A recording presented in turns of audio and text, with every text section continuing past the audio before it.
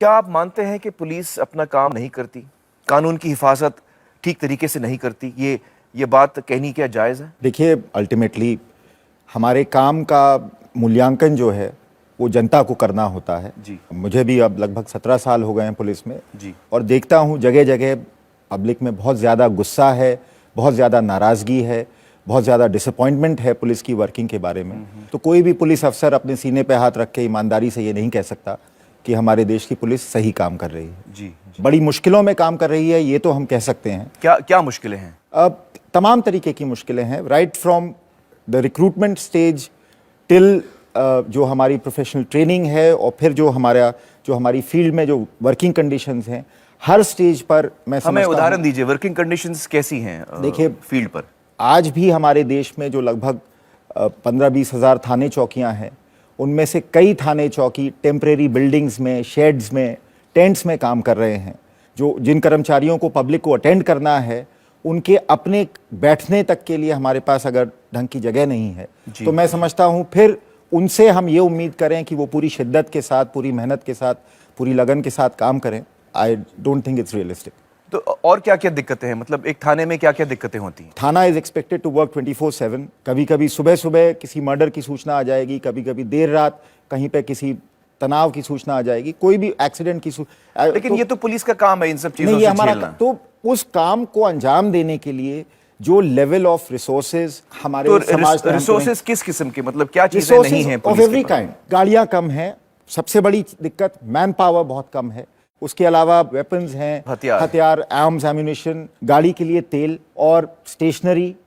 तो मतलब पेट्रोल कम मिलता है? आमतौर पर जहां उत्तर प्रदेश और उत्तराखंड जहां मैंने काम किया है, वहां पे 150 लीटर या बड़े थानों में 250 लीटर कुछ थानों में कर दिया है। तो महीने का 150 लीटर, 250 लीटर। एक थाने में 150 लीटर तेल दे रहे हैं, तो इन एसेंस आप उस थाने को कह रहे हैं कि आपकी जितनी भी जिम्मेदारियां हैं, पब्लिक की जितनी भी एक्सपेक्टेशंस हैं, वो 5 लीटर डीजल में आपने पूरी करनी है। दिन का 5 लीटर आपको मिलेगा, तो वो कितने जल्दी खत्म हो जाता है महीने के? अगर पीसफुल इलाका है तो 15-20 दिन खिंच जाएगा वो पेट्रोल का अलाउंस। तो बाकी 10 दिन क्या करते हैं? बाकी 10 दिन फिर वो थानेदार, जिसे हम आम भाषा में कहते हैं, अपने रसूख से वो थाना चलाता है। रसूख से मतलब? रसूख से मतलब यही कि वो फिर जो लोकल जो लोग हैं उनकी गुडविल पे डिपेंड करता है और उस गुडविल की उसको कीमत चुकानी पड़ती है।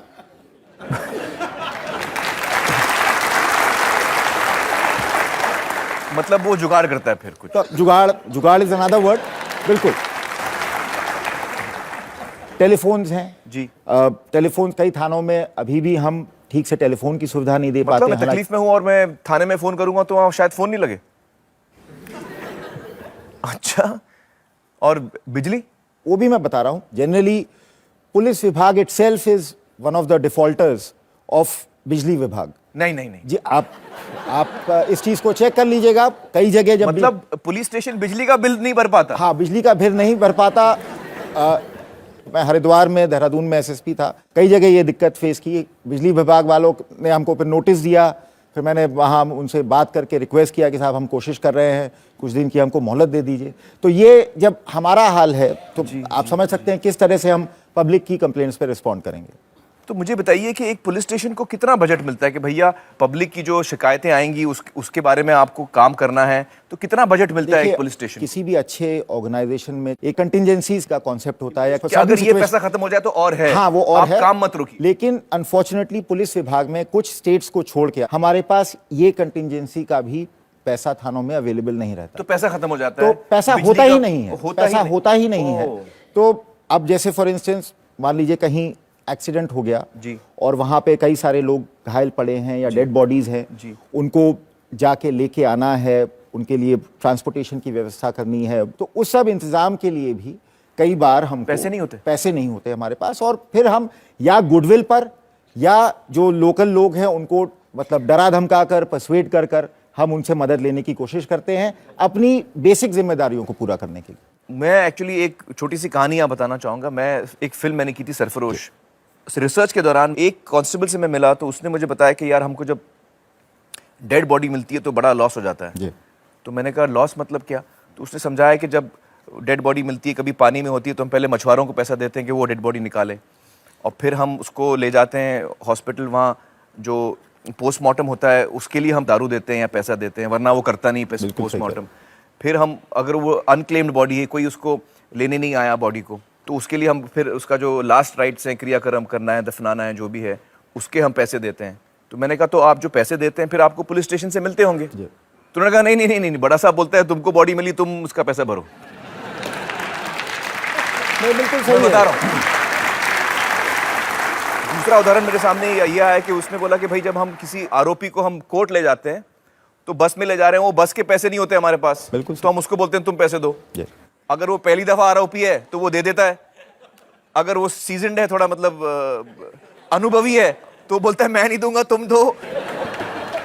तो ये सच्चाई है, ये बिल्कुल सच्चाई है। That's how it works.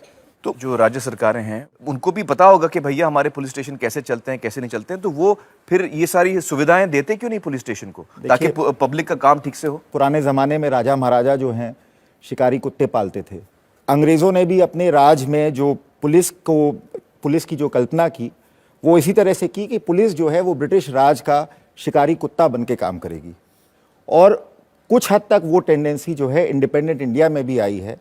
Ruling party in power wants to see, is not prepared to see the police anything other than their own शिकारी कुत्ता।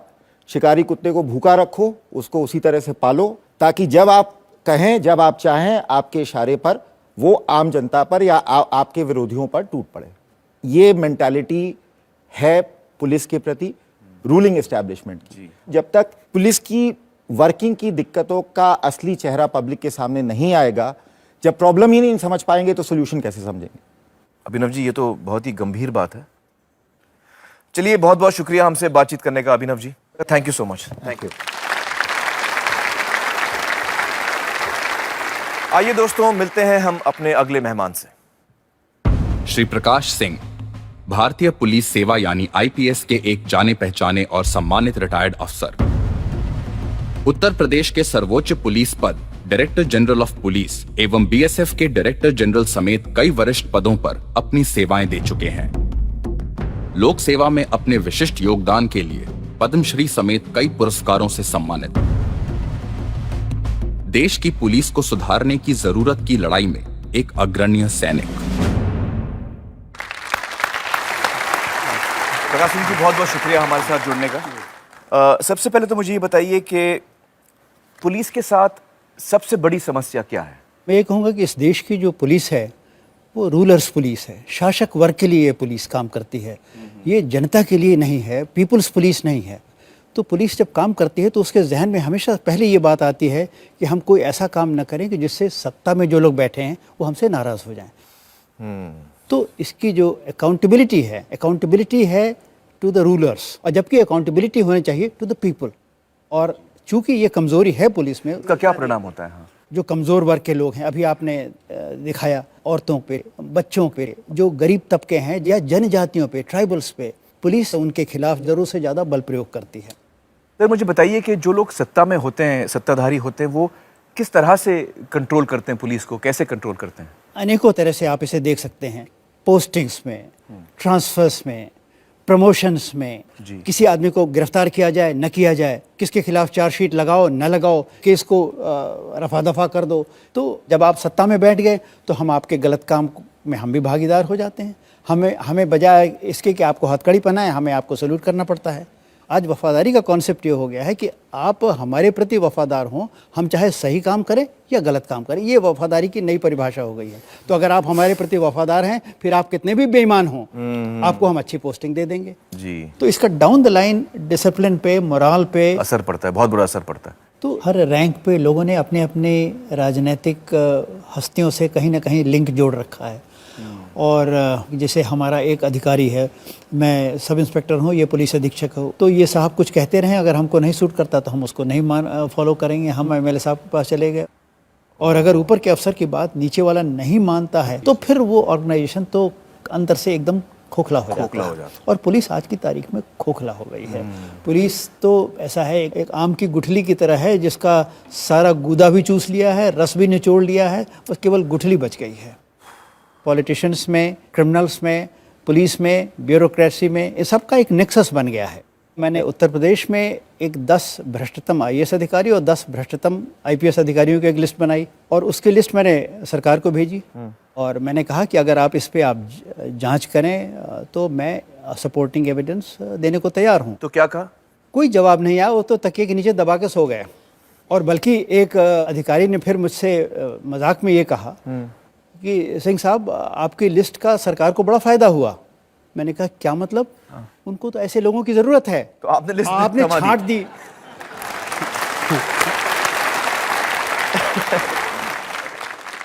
और इन हालातों में एक जो ईमानदार पुलिस अफसर होता है उसकी क्या हालत होती है? उसको उस पोस्ट से हटा दिया जाता है, किसी महत्वहीन पद पे साइड लाइन कर दिया जाता है, कूड़ेदान में डाल दिया जाता है या उनके पीछे पड़ जाते हैं कि इनको कैसे प्रताड़ित किया जाए, इनको कैसे दंडित किया जाए। कोई इनके खिलाफ फर्जी चार्ज लगा के उनको सस्पेंड कर दिया। बहुत से अधिकारी जो होते हैं वो तो टूट जाते हैं, वो कहते हैं बाजा ऐसी ईमानदारी से। इससे अच्छा तो जो गंदी नाली बह रही है इसी बहती गंगा में हम भी हाथ धोएं और इसी तरह हम भी काम करते चलें। प्रकाश जी, सन 1996 में 1996 में आपने एक पीआईएल फाइल किया था सुप्रीम कोर्ट में, जिसमें आपने ये मांग की थी कि जो पॉलिटिशियंस का शिकंजा है, जो इंटरफियरेंस है पुलिस के काम में, उसे खत्म किया जाए। उस केस का क्या हुआ? नहीं, केस तो मैं एक तरह से जीतना ही कहा जाएगा, क्योंकि सुप्रीम कोर्ट ने मेरी सारी बातें मान ली। 2006 के 22 सितंबर को सुप्रीम कोर्ट ने एक ऐतिहासिक निर्णय दिया। क्या निर्णय? मैं संक्षेप में बता दूं कि पुलिस में आज सबसे बड़ी समस्या ये है कि पुलिस अधिकारियों को अपने अधीनस्थ यानी सबऑर्डिनेट कर्मचारियों को पोस्टिंग ट्रांसफर में अधिकार नहीं रह गया है। वो भी नेता करते हैं। और उसकी वजह यह है कि फिर वो उनसे काम कराते हैं कि मेरा ये काम है। इसको जो सुप्रीम कोर्ट के जो नए निर्देश आए उसके अंतर्गत ऐसा नहीं हो पाएगा। इसके बाद ये था कि डायरेक्टर जनरल का चयन कैसे हो। अभी आज की तारीख में यह है कि भाई किसका चयन होना, अरे वो आदमी हमारा फेवरेट है, उसको मैं दिन को रात कहूँगा तो वो कहेगा हाँ हुजूर ये तो बिल्कुल रात है, जिसको कहूँगा उसको वो फंसा देगा और भाई पैसे भी थोड़ा देता रहेगा। हाँ, मैंने कहा ये खत्म होना चाहिए। कौन लोग डायरेक्टर जनरल बनने के लिए उपयुक्त हैं इसकी लिस्ट बनाएगा यूनियन पब्लिक सर्विस कमीशन योग्यता के अनुसार। अब मुख्यमंत्री महोदय को उन्हीं 3 में से एक को चुनना पड़ेगा जी। तो इस तरह 7 ये सुप्रीम कोर्ट के निर्देश थे जी। तो पुलिस पे राजनीतिक नियंत्रण तो होगा परंतु शिकंजा नहीं होगा जी। तो ये ऑर्डर जो है ये सारी राज्य सरकारों को भेजा गया होगा, क्योंकि राज्य सरकारें इस पर फैसले ले सकती हैं। मैं लोगों को बता दूं कि पुलिस जो है वो एक स्टेट इशू है और सिर्फ राज्य सरकारें ही इस पर कदम उठा सकती हैं। तो उन्होंने क्या कदम उठाया इसके बाद? उन्होंने तो कह दिया नहीं हम आपकी बात सब सहमत हैं, हम इसको लागू करेंगे। पर कागज पे तो कह दिया है, पर जमीन पे अभी कोई परिवर्तन नहीं हुआ है। मतलब वो एक सुप्रीम कोर्ट के आदेशों के कंप्लायंस का स्वांग ड्रामा कर रहे हैं, नाटक कर रहे हैं। इनके खिलाफ फिर वो सुप्रीम कोर्ट इनकी मॉनिटरिंग कर रहा है। तो उन्होंने एक जस्टिस थॉमस हैं, उनके नेतृत्व में एक कमेटी का गठन किया। कमेटी ने ये रिपोर्ट दी और उन रिपोर्ट के शब्द ये हैं कि we are dismayed by the total indifference of the states to the compliance of Supreme Court directions. मतलब ये कि ज्यादातर राज्यों ने सुप्रीम कोर्ट के आदेशों का पालन नहीं किया। दोस्तों, मैं आपको बता दूं कि हमने भी जस्टिस थॉमस का इंटरव्यू किया और इस विषय पर उनका क्या कहना था, आइए देखते हैं। One directive which no state had implemented and no state agreed to implement. एक निर्देश है जिसे किसी भी राज्य ने ना लागू किया और ना करने की तैयारी दिखाई कि एक स्वतंत्र समिति बनाए जो पुलिस के तबादले और प्रमोशन का निर्णय ले। एक राज्य के होम मिनिस्टर ने तो बड़ी बेबाकी से यहां तक कह दिया कि हमारा चुनाव लड़कर सत्ता में आने का क्या फायदा अगर हम पुलिस वालों का तबादला भी नहीं कर सकते, तो और कौन सा पावर है हमारे पास। For the policemen, what is the power we have? यानी वो चुनाव भी इस इरादे से लड़ते हैं कि पुलिस पर हुक्म चला सके। Get the police force under them. यकीनन ये बड़े दुख की बात है कि हमारे सुप्रीम कोर्ट के इस फैसले का इस तरह से उल्लंघन किया जा रहा है।